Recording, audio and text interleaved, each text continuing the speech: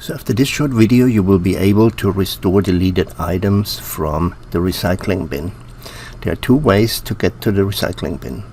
One, you would select one of your courses and go to Course Options and select Recycling Bin. Or you go to the drop-down menu next to your name, select Settings, and select Recycling Bin to go to the same place. Here are your deleted items. You may have deleted accidentally and you need to restore that. So let's restore this page. Go to the gear on the right side, drop down, restore, select restore, and this item has been restored to the place where it came from where you deleted it.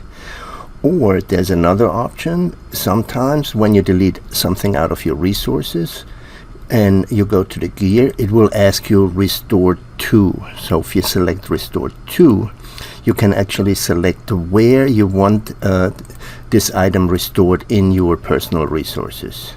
So this is how you restore deleted items from the recycling bin.